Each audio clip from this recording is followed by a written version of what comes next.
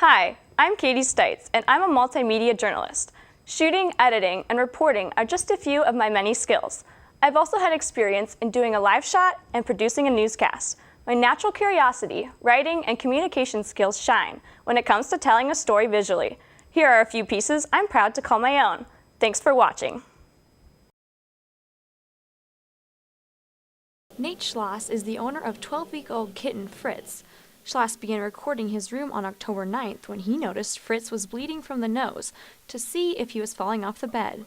That day, he came home to find Fritz in much worse shape. I found him under my desk. There's blood against the wall smeared, poop.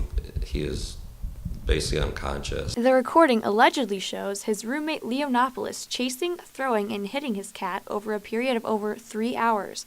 Fritz luckily had no broken bones, but is now blind as a result of the abuse.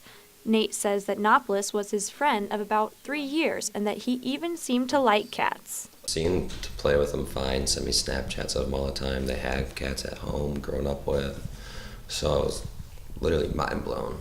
Schloss says Nopoulos is now in a rehab center out of state. University of Iowa psychology professor says that while these instances are complex, there are many different disorders that could be at play. There's a wide variety of disorders that could lead to this kind of behavior, so we have to kind of look at the symptoms of what this person says and other features of the situation to try to tease out what's going on. But it seems like empathy does play a big role, and the people who commit these abuses do seem to lack the ability to understand that these animals are suffering. And there's a lot of reasons why that could be the case. Reporting from Iowa City, I'm Katie Stites.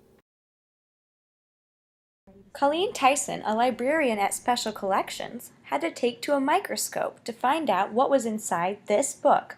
Turns out it contains the Bible's first chapter of Genesis. At about 4 millimeters, it was made to be sold at the 1965 World's Fair.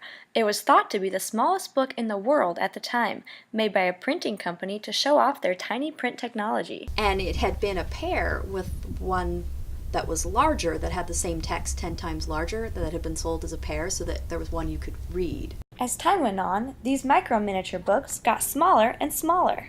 These micro-miniature books were made in Tokyo in 1980 and at the time held the Guinness World Record for the smallest books. They're about 2 millimeters in size. But there are a wide array of sizes as well as subjects in the Charlotte Smith Miniature Book Collection, named after its founder. These artist books are some of the more recent additions among many older books. The oldest date back to the 16th century and were made with movable type, which means each tiny letter was set one at a time. Some are made in sets, such as a set of Shakespeare's works. You know, it's the complete works of Shakespeare in a box, and so that's something that people want to have. They want to have all of them. But you'll see that again and again, where an entire set will be printed in miniature. Though many people don't know about the collection, Special Collections has a blog on Tumblr, and it's given them more recognition. Visitors can view the site or stop in to see the collection in person. Reporting from the University of Iowa, I'm Katie Stites. Currier celebrated its centennial with events where some special guests shared their stories, including the great-grandchildren of the Curriers. Well, I think it's wonderful that it's kept up and renovated and kept contemporary with the way students live now. Look at the pool tables here in this room and ping pong tables, and that wasn't there long, long ago. They had a beauty salon and a soda fountain. Named after Dean Amos Currier, the dorm was made to hold 110 women. Today it holds over 600 young women and men. Though it looks similar on the outside, many changes have happened below its roof. One monumental change was in 1946, when Currier became one of the first desegregated dormitories in the country. The fall semester of that year, a group of 5 African American women students applied to the Residence Hall office to live in Currier Hall, and their applications were accepted. But while the building was a part of the landscape during civil rights movements, women couldn't even vote when it was erected. While Amos was a professor, a dean, and at one time the president of the university, his wife was marginalized. His wife, Celia Currier, was a longtime instructor of mathematics at the university.